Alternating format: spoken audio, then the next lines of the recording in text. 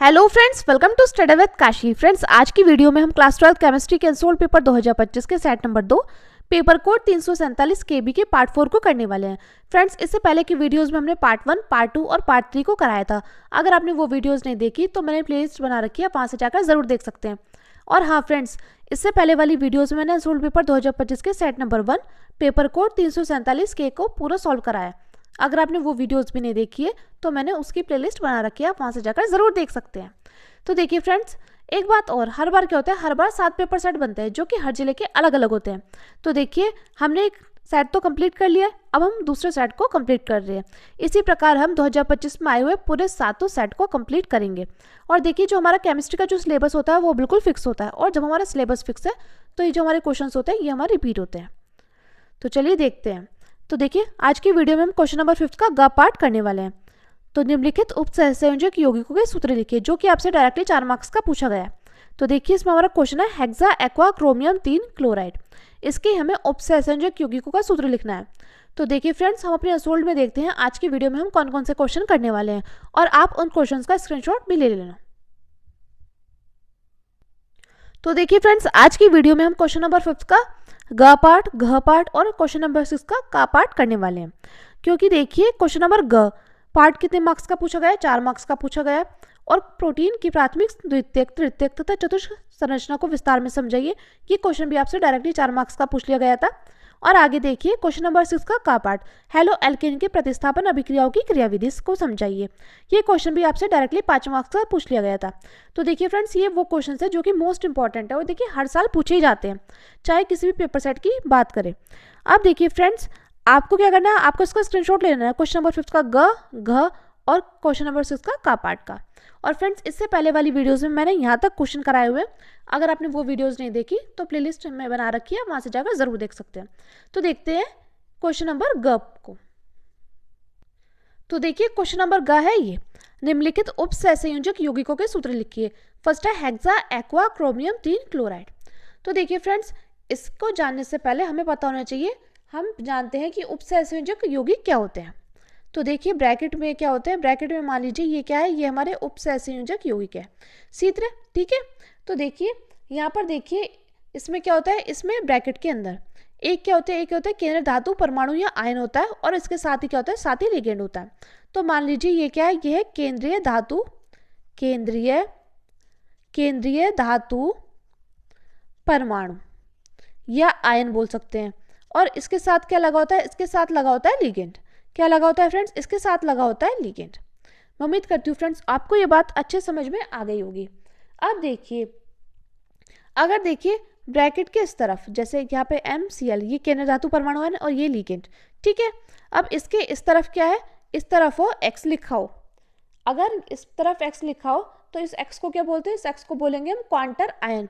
जरूरी नहीं कि यहाँ X ही लिखा हो, यहाँ पर कुछ भी लिखा मिल सकता है आपको।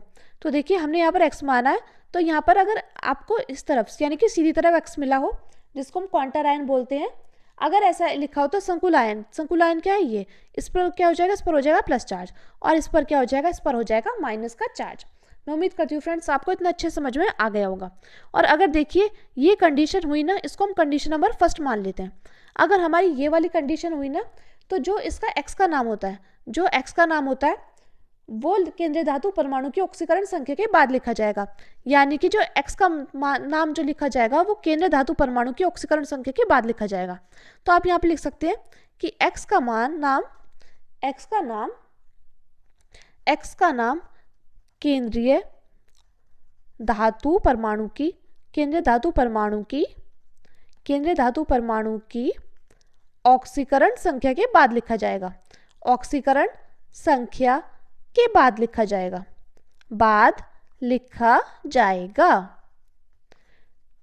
तो देखिए, ये हो गई हमारी कंडीशन नंबर फर्स्ट। मैं उम्मीद करती हूँ फ्रेंड्स आपको ये अच्छे समझ में आ गई होगी। अब देखिए दूसरी कंडीशन क्या है, दूसरी कंडीशन है हमारी, यदि यहाँ पर जो ये है क्वांटर आयन, अगर यहाँ पर लिखा हो, ठीक है, और ये क्या है, केंद्रीय धातु परमाणु और लिगेंड यहाँ पर हो। देखिए, अगर हमारी ये वाली कंडीशन हो, यहाँ पर क्वांटर आयन क्या हो, इस तरफ हो, यानी कि पहले क्वांटर आयन उसके बाद हमारा संकुल आयन हो, तो ऐसी स्थिति में क्या हो जाएगा, यहाँ पर ये जो ये N है ये हमारा पॉजिटिव हो जाएगा, और संकुल आयन क्या हो जाएगा, ये हमारा नेगेटिव हो जाएगा। क्या हो जाएगा, ऐसी स्थिति में जो हमारा ये n है यानी कि क्वांटर आयन ये पॉजिटिव हो जाएगा और ये जो संकुल यौगिकीय आयन है ये नेगेटिव हो जाएगा। मैं उम्मीद करती हूँ फ्रेंड्स आपको इतना अच्छे समझ में आ गया होगा। तो देखिए पहले हम क्या करेंगे, पहले हम n का नाम लिखेंगे, उसके बाद केंद्रीय धातु परमाणु आयन और उसके पीछे 8 लगा देते हैं। तो ऐसी स्थिति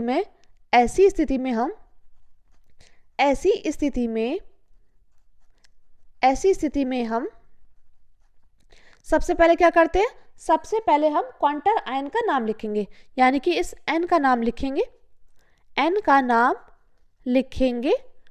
उसके बाद ही हम क्या करेंगे, ऐसी स्थिति में सबसे पहले हम n का नाम लिखेंगे, उसके बाद हम केंद्रीय धातु परमाणु आयन के पीछे 8 लगा देंगे। हम केंद्रीय धातु परमाणु आयन के पीछे क्या लगा देंगे, 8 लगा देंगे। केंद्रीय धातु परमाणु आयन के पीछे क्या लगा देंगे, आयन के पीछे 8 लगा देंगे, ATE। ठीक है फ्रेंड्स, अब देखिए जो जो बात मैंने आपको बताई ये आप अपनी कॉपी में नोट डाउन कर लेना, आपके क्वेश्चन समझने के काम आएगी। तो देखिए हमारा क्वेश्चन क्या था, हमारा क्वेश्चन है यहाँ पर हेक्सा एक्वा क्रोमियम 3 क्लोराइड। तो देखिए यहाँ पर मैंने लिखा हुआ, तो सबसे पहले हम क्या देखेंगे, सबसे पहले हम देखेंगे ब्रैकेट बनाएंगे, उसके बाद हम देखेंगे केंद्रीय धातु परमाणु आयन क्या है, तो ये हमारा क्रोमियम, तो हमने यहाँ पर लिख दिया Cr। अब हम अपने क्वेश्चन में देखेंगे लिगेंड का लिखा हुआ है, तो यहाँ पर लिखा हुआ है एक्वा, और एक्वा का हम नाम जानते हैं, एक्वा होता है H2O, और हेक्सा लिखा है तो यहाँ पर ब्रैकेट में हो जाएगा H2O6। ठीक है, इतनी बात खत्म हो गई। उसके बाद देखिए लिखा है क्लोराइड यानी कि Cl, क्या लिखा है, क्लोराइड यानी कि Cl। अब देखिए आप सोच रहे होंगे कि इसकी कहानी यहाँ पर ही खत्म हो गई, तो इसकी कहानी यहाँ पर ही खत्म नहीं हुई है अभी। अब देखिए इसमें हमें एक चीज़ और करनी है। तो देखिए यहाँ पर क्या होता है, जैसे कोई भी कंपाउंड है उसमें क्या होता है, उसमें धनायन और ऋणायन क्या होने चाहिए, बराबर होने चाहिए। जैसे भी कोई भी कंपाउंड होगा उसमें क्या होना चाहिए, धनायन और ऋणायन हमारे बराबर होने चाहिए, यानी कि आवेश चार्ज, यानी कि आवेश का जो चार्ज होता है वो क्या होना चाहिए, बराबर होना चाहिए, यानी कि चार्ज के आधार पर क्या होना चाहिए, उदासीन होना चाहिए, न्यूट्रल होना चाहिए। धनायन और ऋणायन के चार्ज क्या होना चाहिए, बराबर होने चाहिए। तो सबसे पहले हम इस क्वेश्चन में क्या करेंगे, सबसे पहले हम इस क्वेश्चन में क्रोमियम की ऑक्सीकरण संख्या निकालेंगे। तो देखिए किसकी ऑक्सीकरण संख्या निकालनी है हम यहाँ पर ऑक्सीकरण संख्या निकालेंगे क्रोमियम की। तो देखिए Cr 3 कितनी दी गई है, क्रोमियम की दी गई है 3। ठीक है, उसके बाद देखिए ये रफर का काम है फ्रेंड्स। उसके बाद देखिए H2O, तो देखिए H2O की ऑक्सीकरण संख्या कितनी होती है, 0 होती है, 0 × 6 बराबर हमें किसकी निकालनी है, हमें निकालनी है यहाँ पर Cl की। ठीक है, क्योंकि यहाँ पर क्रोमियम की क्या दी है, क्रोमियम की हमें 3 दी गई है। ठीक है, तो देखिए 3 ऐसे आ जाएगा, 0 की गुणा 6 में करेंगे कितना आ जाएगा, 0, यानी कि हमारी जो इसकी x की ऑक्सीकरण संख्या कितनी आ गई, वो आ गई है हमारी +3। कितनी आ गई फ्रेंड्स, ये आ गई है +3, यानी कि हमें यहाँ पर हमें यहाँ पर क्रोमियम की निकालनी थी, हमें क्लोराइड की नहीं, हमें यहाँ पर क्रोमियम की निकाली। तो क्रोमियम की वैसे हमें 3 दी गई है, लेकिन हमने फिर भी निकाली, तो यहाँ पर क्रोमियम की कितनी आ गई, 3 आ गई है। ठीक है, अब हमें क्या करना है, अब हमें जैसे एग्जाम्पल मानिए A और B कंपाउंड है, यानी कि इस वाले कंपाउंड को हमने A मान लिया और इस वाले कंपाउंड को हमने B मान लिया, तो इसकी जो ऑक्सीकरण संख्या है वो कितनी है, तो इसकी ऑक्सीकरण संख्या हमारी 1। ठीक है, और देखिए इस कंपाउंड की, ये है प्लस वाला और ये है माइनस वाला, इस कंपाउंड की जो ऑक्सीकरण संख्या कितनी निकल कर आई है, 3 निकल कर आई है। ठीक है, तो देखिए इस कंपाउंड की, इस पूरे कंपाउंड की ऑक्सीकरण संख्या कितनी निकल कर आई है, 3 निकल कर आई है, और इसकी कितनी है, 1 है। तो हम क्या कर देंगे, हम इस कंपाउंड के अंदर धनायन और ऋणायन क्या कर देंगे, बराबर कर देंगे, क्योंकि हमें यहाँ पर क्या चाहिए, हमें यहाँ पर जो चार्ज है वो हमारा यहाँ पर उदासीन होना चाहिए, यानी कि न्यूट्रल होना चाहिए, यानी कि इसकी गुणा इसमें कर देंगे और इसकी गुणा इसमें, तो यानी कि इसमें ए कंपाउंड में क्या आ जाएगा, एक कंपाउंड में आ जाएगा +3 चार्ज, और हमारा बी कंपाउंड में भी आना चाहिए -3 चार्ज, यानी कि देखिए यहाँ पर हमारा ये क्या हो जाएगा, न्यूट्रल हो जाएगा, धनायन और ऋणायन क्या हो गए, बराबर हो गए। मैं उम्मीद करती हूँ फ्रेंड्स आपको ये अच्छे समझ में आ गया होगा। फ्रेंड्स ये टॉपिक ही ऐसा है कि इसको बिल्कुल बारीकी से समझाना होता है। आप सोच रहे होंगे कि मैम ने बहुत कुछ समझा दिया है और ये बहुत हार्ड लग रहा है, तो देखिए अगर आप इस वीडियो को 2 से 3 बार देखोगे ना तो आपको यही बहुत आसान लगेगा, क्योंकि देखिए ये हमारे बोर्ड एग्जाम में 4 मार्क्स का पूछा गया था, और देखिए ज़रूरी नहीं है कि आपसे यही पूछा जाए, आपसे यहाँ पर बदल कर हेक्सा एक्वा, यहाँ पर क्रोमियम की जगह और कुछ लिख सकता है, और यहाँ पर क्लोराइड की जगह भी और कुछ लिख सकता है, तो इसलिए आपको इसको बिल्कुल डिटेल में समझना चाहिए। तो इसकी ऑक्सीकरण संख्या कितनी थी, इसकी ऑक्सीकरण संख्या +3 आ गई। ठीक है, तो हमने निकाली क्लोराइड की, तो क्लोराइड के पास भी कितने ऑक्सीकरण है? 3। तो यानी कि यहाँ पर कितना हो जाएगा? यहाँ पर हो जाएगा हमारा CrH2O की 6 ब्रैकेट बंद, Cl के पास आ जाएगा 3। तो ये हो जाएगा हेक्सा एक्वा क्रोमियम 3 क्लोराइड का उपसंयोजन यौगिक का सूत्र। अब देखते हैं फ्रेंड्स हमारे अगले क्वेश्चन को, जो कि दिया गया है डाइक्लोरिडो डाइएमीन प्लेटिनम 2। तो देखिए इस क्वेश्चन में क्या है, इस क्वेश्चन में यहाँ पर देख पा रहे हैं कोई भी क्वांटर आयन नहीं है, ठीक है। और यहाँ पर जो लिगेंड है, लिगेंड हमें 2 दिखाई दे रहे हैं। कौन कौन से? एक तो क्लोरिडो, डाइक्लोरिडो और एक डाइएमीन। और यहाँ पर जो केंद्रीय धातु परमाणु है वो क्या है? वो है हमारा यहाँ पर प्लेटिनम। क्या है? प्लेटिनम। क्या है? प्लेटिनम। और अगर जो लिगेंड है वो क्लोरीन के रूप में होगा तो उसको बोलेंगे क्लोरिडो, और अगर लिगेंड एमीन के रूप में होगा तो उसको बोलेंगे एमीन, ठीक है। तो यहाँ पर हमें केंद्रीय धातु परमाणु आयन क्या है? प्लेटिनम। तो यहाँ पर आ जाएगा Pt, ठीक है। उसके बाद हमें क्या करना है? उसके बाद हमें यहाँ पर लिगेंड लिखना है डाइक्लोरिडो, क्लोरिडो यानी कि Cl, और डाई का मतलब क्या है? 2, यानी कि PtCl2। अब लिखा है डाइएमीन यानी कि NH3 की 2। तो ये हमारा इसका उपसंयोजक यौगिक का सूत्र निकल कर आ गया है, ब्रैकेट में PtCl2 ब्रैकेट NH3 की 2 ब्रैकेट बंद। मैं उम्मीद करती हूँ फ्रेंड्स आपको इतना अच्छे समझ में आ गया होगा। अब देखिए हमारा अगला क्वेश्चन है हेक्साएमीन प्लेटिनम 4 क्लोराइड। अब देखिए आपको भी यहाँ पर देखने में लग रहा होगा कि आपने वो अच्छे समझ लिया। उसके बाद देखिए क्वेश्चन आप चाहे कि कितने भी लगाओ, उपसंयोजक यौगिकों के सूत्र लिखने आप कितने भी क्वेश्चन लगाओ, आपके सभी आंसर ठीक आएंगे, क्योंकि बस आपको उन 2 बातों का पता होना चाहिए। तो देखिए यहाँ पर लिखा है हेक्साएमीन प्लेटिनम 4 क्लोराइड। तो यानी कि यहाँ पर केंद्रीय धातु परमाणु क्या दिया गया है? Pt। केंद्रीय धातु परमाणु क्या दिया गया है? Pt दिया गया है, ठीक है। और देखिए तो केंद्रीय धातु परमाणु क्या है? Pt दिया गया है, तो हम यहाँ पर लिखते हैं Pt। उसके बाद हम देखते हैं लिगेंड क्या दिया गया है। लिगेंड दिया गया है हेक्साएमीन यानी कि NH3 की 6, NH3 की क्या? 6। अब हमारा ब्रैकेट बंद, और देखिए इसके बाद हमारा क्वांटर आयन क्या दिया गया है? क्वांटर आयन दिया गया है Cl। Cl क्या दिया गया है? Cl दिया गया है हमारा क्वांटर आयन, Cl दिया गया है हमारा क्वांटर आयन। अब हम लोग क्या करेंगे, यहाँ पर हमें Pt की ऑक्सीकरण संख्या कितनी दी गई है? 4 दी गई है, तो हम इसकी ऑक्सीकरण संख्या निकालेंगे। तो वो कितनी आ जाएगी? Pt की आ जाएगी 4 प्लस, और NH3 की ऑक्सीकरण संख्या कितनी है? 0। 0 मल्टीप्लाई 6 इज इक्वल टू किसके निकालनी? Cl की। तो देखिए आ जाएगा 4, x बराबर 4। यानी कि देखिए इसकी क्या थी? ऑक्सीकरण संख्या कितनी थी? ये हमारा A और B कंपाउंड, हमें यहाँ पर क्या करना है? न्यूट्रल बनाना है, यानी कि धनायन और ऋणायन बराबर करना है। ये था प्लस, ये था माइनस। तो यहाँ पर इसकी ऑक्सीकरण संख्या कितनी दी गई है? 4 दी गई है। और हमने इसकी निकाली, इसकी कितनी आई है? इसकी थी पहले 1, तो हमने यहाँ पर क्या किया? हमने यहाँ पर बना ली है 4, यानी कि यहाँ पर कितना हो जाएगा? सॉरी ये इसकी आ गई थी 4, तो प्लस का 4 और B है माइनस का 4। तो यानी कि जब हम इसको जोड़ेंगे न्यूट्रल आ जाएगा, यानी कि 0 आ जाएगा। तो यानी कि यहाँ पर क्लोरीन के साथ क्या आ जाएगा? 4 आ जाएगा। तो ये हमारा सूत्र आ गया PtNH3 की 6 इंटू Cl4। अब देखते हैं आगे, फोर्थ है हमारा सोडियम पेंटासाइनो नाइट्रोसिल फेरेट सेकेंड। अब देखिए फ्रेंड्स ये वही कंडीशन है जो मैंने आपको बताई थी। कौन सी कंडीशन बताई थी? कि यहाँ पर क्वांटर आयन प्लस में और बाकी केंद्र धातु परमाणु क्या है? माइनस में, ये वाली। तो इसमें मैंने आपको बताया था कि ऐसी स्थिति में n का नाम क्या हो जाएगा? पहले लिखा जाएगा। तो यहाँ पर आप देख रहे हैं यहाँ पर n का नाम पहले लिखा गया है। उसके बाद केंद्र धातु परमाणु आयन के पीछे क्या लगा देते हैं? 8 लगा देते हैं। यानी कि आपने यहाँ पर देखा फेरेट, तो 8 लिखा है ना, यानी कि 8 लग रहा है फेरेट। तो केंद्र धातु परमाणु क्या है? इसमें केंद्र धातु परमाणु है फेरेट। तो देखते हैं यहाँ पर आ जाएगा सोडियम, कितना आ जाएगा? सोडियम Na, ठीक है। उसके बाद देखिए केंद्र धातु क्या दी गई है? फेरेट, यानी कि Fe।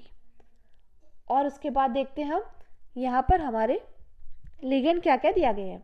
लिगेंड दिया गया है हमारे यहाँ पर पेंटासाइनो नाइट्रोसिल, यानी कि 2 लिगेंड दी गई हैं। एक तो Cn की 5, ठीक है। उसके बाद नाइट्रोसिल यानी कि Nu, ये दिया गया। और ये क्या होगा? इस बार ये माइनस का होगा और इस बार ये क्या होगा? प्लस का होगा।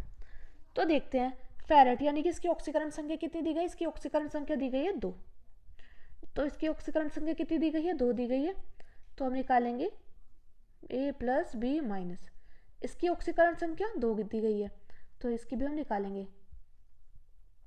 तो यहाँ पर देखिए +2 +2, अब Fe की क्या -1, Cn की हम जानते हैं Fe की 2 दी गई है, यहाँ पर आपने देखा है Cn की -1 होती है इंटू 5, प्लस नाइट्रोसिल की कितनी होती है, नाइट्रोसिल की होती है प्लस का 1 बराबर में x। तो देखिए 5 की गुणा -1 में करेंगे माइनस का 5 आ जाएगा, 3 - 5 बराबर, तो आ जाएगा x बराबर -2, कितना आ जाएगा, x बराबर हो जाएगा -2, यानी कि हमारी इस कंपाउंड की ऑक्सीकरण संख्या कितनी है, 2 है, और इसकी ऑक्सीकरण संख्या कितनी है, 2, इनकी गुणा करेंगे तो ये हमारे बिल्कुल सेम आ जाएंगे। ठीक है, तो यानी कि Na के साथ क्या आ जाएगा, 2 आ जाएगा, तो यहाँ पर हो गया Na2 ब्रैकेट FeCN की 5 NO, तो ये हमारा इसका सूत्र निकल कर आ गया। अब देखिए फ्रेंड्स हमारे अगले क्वेश्चन को देखते हैं जो कि है, तो अगला क्वेश्चन हमारा घ पार्ट, प्रोटीन की प्राथमिक, द्वितीयक, तृतीयक तथा चतुष्क संरचना को विस्तार से समझाइए, जो कि हमारे बोर्ड एग्जाम में डायरेक्टली 4 मार्क्स का पूछ लिया गया था। तो हमें यहाँ पर क्या करना है, हमें यहाँ पर प्रोटीन की प्राथमिक, द्वितीयक, तृतीयक तथा चतुष्क संरचना को विस्तार से समझाना है। और फ्रेंड्स एक बात और, मैं अपनी हर वीडियो में यही बात दोहराती हूँ कि देखिए आपका जो क्लास 12 केमिस्ट्री का जो सिलेबस है वो बिल्कुल फिक्स है, ये बात आपको कोई नहीं बताएगा। सब आपको यही बोलेंगे कि जो हमारा केमिस्ट्री का जो सिलेबस है वो बहुत ही हार्ड है, और क्वेश्चन जो आते हैं वो बाहर से पूछे जाते हैं, हमारी बुक से क्वेश्चन नहीं पूछे जाते। तो देखिए फ्रेंड्स मैं आपको फिर से बता दूं, ये हमारा केमिस्ट्री का जो सिलेबस है वो बिल्कुल फिक्स है, तो हमारे क्वेश्चंस जो होते हैं वो रिपीट होते हैं। तो सबसे पहले तो आपको क्या करना है, आपको अपना सिलेबस कंप्लीट कर लेना है। अगर आपने अभी तक अपना सिलेबस कंप्लीट नहीं करा तो मैंने प्लेलिस्ट बना रखी है, आप वहाँ से जाकर ज़रूर देख सकते हैं, वरना आप वीडियो के माध्यम से भी सिलेबस को कवर कर सकते हैं। दूसरा आपको क्या करना है, दूसरा आपको सिर्फ पिछले 5 वर्षों में आए हुए प्रीवियस ईयर पेपर ही सॉल्व करने हैं, उससे आपकी प्रैक्टिस अच्छे से हो जाएगी। और ये जो क्वेश्चंस होते हैं ये क्वेश्चंस है स्टैंडर्ड क्वेश्चन जो कि बोर्ड एग्जाम वाले टीचर्स ने बनाए हुए हैं, तो यही क्वेश्चंस हमारे घुमा फिरा कर पूछ लिए जाते हैं। तो मैं आपको यही सलाह दूंगी कि आपको क्या करना है, आपको अपने पिछले 5 वर्षों में आए हुए पेपर्स को क्वेश्चन तैयार करने हैं और उनको ही प्रैक्टिस करनी है, क्योंकि तभी आपके 95% मार्क्स आ सकते हैं। तो देखते हैं, हमारा क्वेश्चन था प्रोटीन की प्राथमिक, द्वितीयक, तृतीयक तथा चतुष्क संरचना को विस्तार में समझाइए। तो देखिए प्राथमिक संरचना, यह प्रोटीन की सबसे सरल और मूल संरचना होती है। क्या होती है प्राथमिक संरचना, यह जो प्रोटीन की सबसे सरल और मूल संरचना होती है।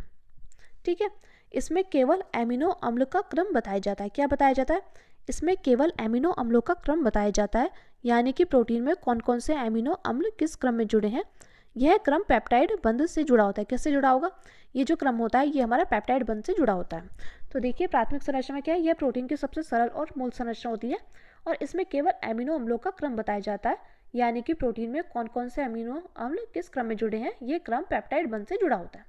ठीक है, उदाहरण देखिए, अगर किसी प्रोटीन में एमिनो अम्लों का क्रम GLY, ALA, SER, LEU है तो यही इसकी प्राथमिक संरचना होगी। ठीक है, कि अगर किसी प्रोटीन के एमिनो अम्लों का क्रम GLY, ALA, SER, LEU है तो यही इसकी प्राथमिक संरचना होगी। अब देखिए बात करते हैं द्वितीयक संरचना की। तो देखिए जब एमिनो अम्लों की श्रृंखला हाइड्रोजन बॉन्डिंग के कारण मुड़ने लगती है तो द्वितीयक संरचना बनती है। फिर से देखते हैं द्वितीयक संरचना में क्या होता है, जब एमिनो अम्लों की श्रृंखला हाइड्रोजन बॉन्डिंग के कारण मुड़ने लगती है तो द्वितीयक संरचना बनती है। यह मुख्य 2 प्रकार की होती है। पहली होती है अल्फा हेलिकिस। क्या होती है, पहली होती है अल्फा हेलिकिस, यानी कि सर्पिल आकार जैसे फोन की कॉइल, जैसे फोन की कॉइल होती है, जैसे ऐसे गोल गोल गोल गोल गोल गोल घूमती रहती है, वही। तो अल्फा हेलिकिस में कहते हैं सर्पिल आकार जैसे फोन की कॉइल। दूसरा है बीटा प्लीटेड शीट, तो चादर जैसी तहों में मुड़ी हुई संरचना होती है। क्या होती है, बीटा प्लीटेड शीट में क्या होती है, चादर जैसी तहों में मुड़ी हुई संरचना होती है। यह संरचना मुख्य रूप से हाइड्रोजन बंध द्वारा स्थिर रहती है। क्या रहती है, यह संरचना होती है मुख्य रूप से हाइड्रोजन बंध के द्वारा क्या होती है, स्थिर होती है। जैसे कि इसका एग्जाम्पल है बालों का केराटिन। जैसे आपने देखा होगा बालों का केराटिन बालों को बिल्कुल सीधा कर देते हैं केमिकल लगा के, तो वही इसके उदाहरण है। और दूसरा है रेशम का फाइब्रोइन। क्या है, रेशम का फाइब्रोइन। तो फ्रेंड्स यह थी प्राथमिक और द्वितीयक संरचना। अब देखते हैं तृतीयक और चतुष्क संरचना।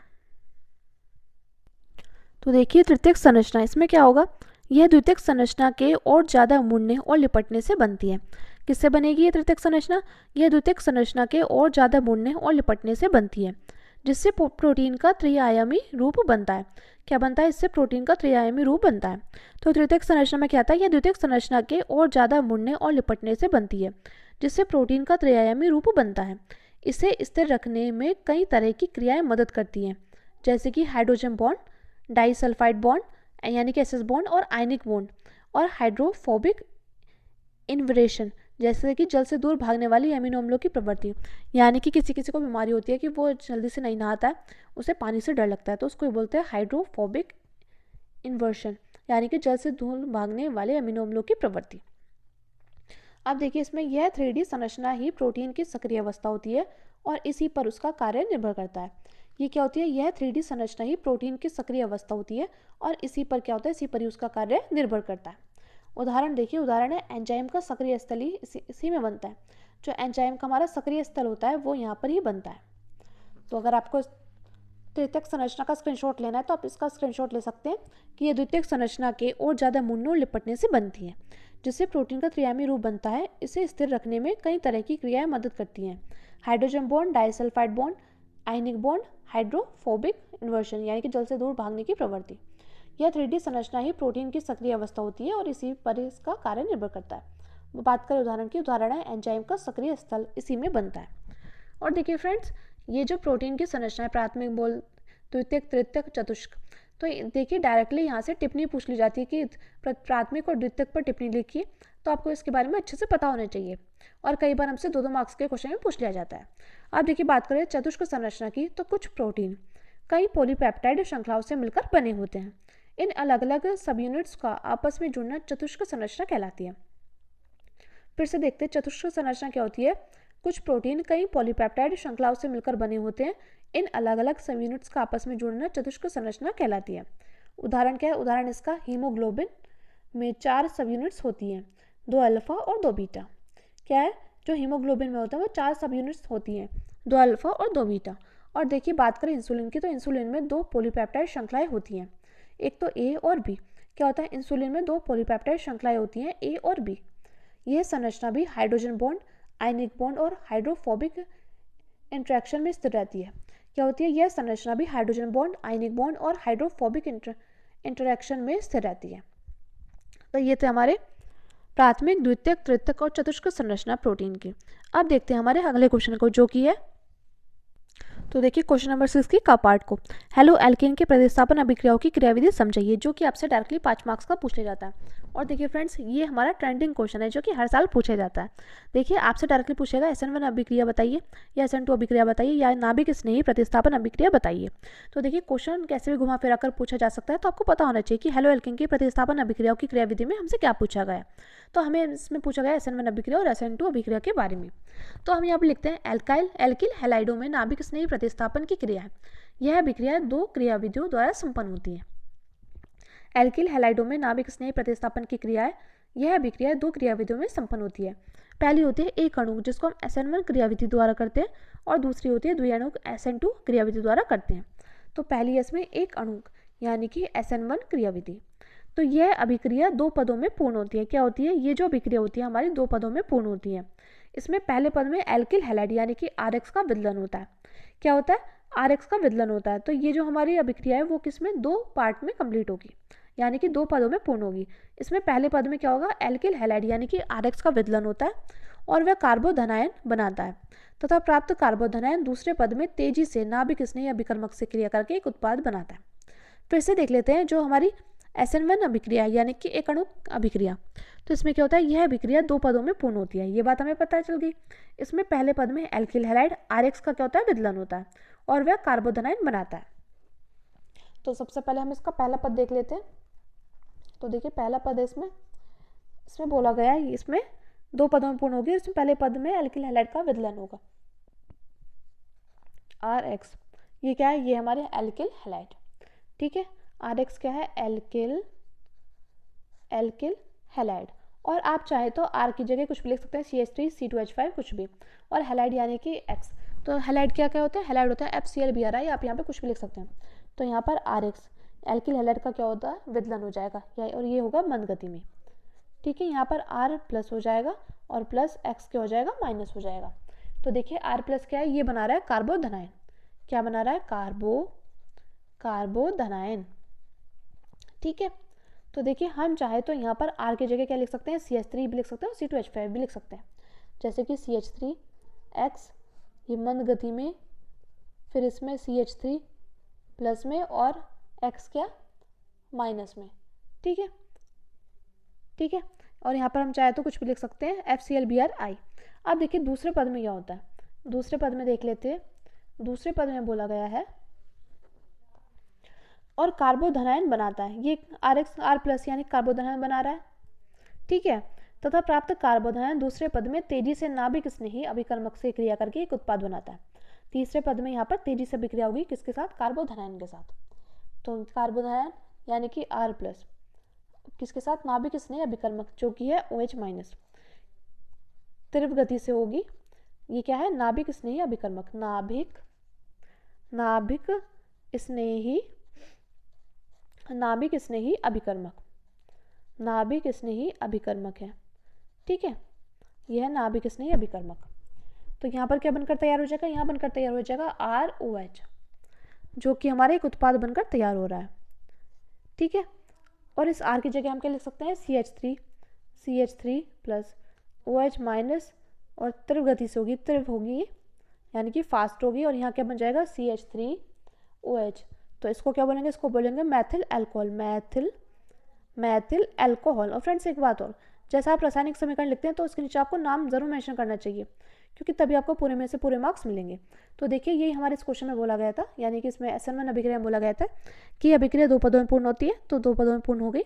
इसमें पहले पद में एल्किल हैलाइड यानी कि RX का विदलन होता है और वह कार्बोधनायन बनाता है, तथा प्राप्त कार्बोधनायन दूसरे पद में तेजी से नाभिक स्नेही अभिकर्मक से क्रिया करके एक उत्पाद बनाता है। तो देखिए अगर आपको इसका स्क्रीनशॉट लेना है तो आप इसका स्क्रीनशॉट ले सकते हैं। अब चलते हैं आगे, अब देखेंगे SN2 अभिक्रिया, जिसको हम द्विअणुक अभिक्रिया भी बोलते हैं। तो देखिए SN2 अभिक्रिया यानी कि द्विअणुक अभिक्रिया में क्या होता है, यह अभिक्रिया एक पद में पूर्ण होती है। क्या होती है, ये जो अभिक्रिया होती है वो हमारी एक पद में पूर्ण होती है। इसकी क्रियाविधि में 2 अणुओं का साथ साथ सांद्रण परिवर्तन होता है। इसमें पहले संक्रमण संकुल बनाता है, फिर उत्पाद का निर्माण करता है। फिर से देखते हैं SN2 या द्विअणुक क्रियाविधि। ये जो अभिक्रिया होती है, यह अभिक्रिया एक पद में पूर्ण होती है। ये जो हमारी अभिक्रिया है वो किसमें पूर्ण होगी, एक पद में पूर्ण होती है। इसकी क्रियाविधि में 2 अणुओं का साथ साथ सांद्रण परिवर्तन होता है, और इसमें पहले संक्रमण संकुल बनाता है, फिर उत्पाद का निर्माण करता है। चलिए देखते हैं, ये जो अभिक्रिया क्या होती है, एक पद में पूर्ण होती है, और इसकी क्रियाविधि में 2 अणुओं का साथ साथ सांद्रण परिवर्तन होता है। तो देखिए यहाँ पर हम क्या करते हैं, यहाँ पर हम एल्किल हैलाइड लेंगे, RX लेंगे। ठीक है, इसका नाम रख देते हैं एल्किल हैलाइड। इसमें एल्किल हैलाइड का क्या करेंगे, इसमें एल्किल हैलाइड का नाभिक स्नेही यानी कि OH। ठीक है, नाभिक स्नेही क्या होता है, OH। नाभिक स्नेही के साथ क्रिया कराएंगे, तो एक क्रिया जो होगी वो होगी मंद गति में। ठीक है, यहाँ पर ये मंद गति में क्रिया होगी। तो यहाँ पर क्या बनकर आ जाएगा, यहाँ बनकर आ जाएगा संक्रमण संकुल, यानी कि HORX, ये हमारी बनकर आ गई। ठीक है, तो यहाँ पर O क्या है, सिग्मा माइनस, और X क्या है, सिग्मा माइनस है, यानी कि कम नेगेटिव है। इसको बोलेंगे हम संक्रमण संकुल। फिर इसके बाद ये जो क्रिया होगी ये क्या होगी, ये होगी हमारी तीव्र गति से। क्या हो जाएगी, ये जो क्रिया होगी ये क्या होगी, ये होगी तीव्र गति से। यहाँ पे लिख देते हैं तीव्र, और ये यहाँ पे नहीं आ रहा है इसलिए हम यहाँ पे करेंगे। तो तीव्र गति से होगी, तो यहाँ क्या बन जाएगा, ROH, यानी कि एक उत्पाद बन जाएगा, और X माइनस हो जाएगा। तो ये हमारा क्या बन गया, ये हमारा बन गया एक उत्पाद। और हम चाहे तो R की जगह क्या लिख सकते हैं, C2H5 या CH3। तो हम यहाँ पर C2H5 और X क्या है, हैलाइड है, यहाँ पर Cl ले लिया। उसके बाद OH के साथ क्रिया करा दी मंद गति में, किसी भी मंद गति में हुई है। तो यहाँ पर बनकर तैयार हुआ HOC2H5 और यहाँ पर Cl, ये बनकर तैयार हुआ। उसके बाद देखिए ये क्या है, ये माइनस, ये भी माइनस। उसके बाद ये जो अभिक्रिया है वो क्या होगी, वो होगी हमारी तीव्र गति से। तो ये मान लीजिए यहाँ पर हम तीव्र गति से करा रहे हैं, तीव्र से। तो ये हमारा बनकर तैयार हुआ C2H5OH, इसको हम एथिल अल्कोहल बोलते हैं। और क्या बनकर तैयार हुआ है, Cl माइनस। मैं उम्मीद करती हूँ फ्रेंड्स आपको ये चीज़ समझ में आ गई होगी। ये हमारी SN2 अभिक्रिया थी। तो अगर आप चाहे तो इसका स्क्रीनशॉट ले सकते हैं। तो फ्रेंड्स आज की वीडियो में बस इतना ही। आज की वीडियो में हमने क्वेश्चन नंबर 5 का ग, घ और क्वेश्चन नंबर 6 का पार्ट कराया। अगर आपको ये क्वेश्चंस अच्छे समझ में आ गई हो तो आप कमेंट करके ज़रूर बताइएगा। और फ्रेंड्स आप अपना नाम और आप कहाँ से हैं और इस बार आपका कितने मार्क्स लाने का टारगेट है ये आप कमेंट करके ज़रूर बताना। इससे क्या होगा, इससे हमें पता चलेगा कि हमारी वीडियो कहाँ कहाँ तक पहुँच पा रही है, किन किन लोगों को हेल्प मिल पा रही है। और आप कमेंट करके ज़रूर बताना आपको कौन कौन से सब्जेक्ट के अनसोल्ड चाहिए। तो चलिए फ्रेंड्स मिलते हैं नेक्स्ट वीडियो में। Thank you, thanks for watching.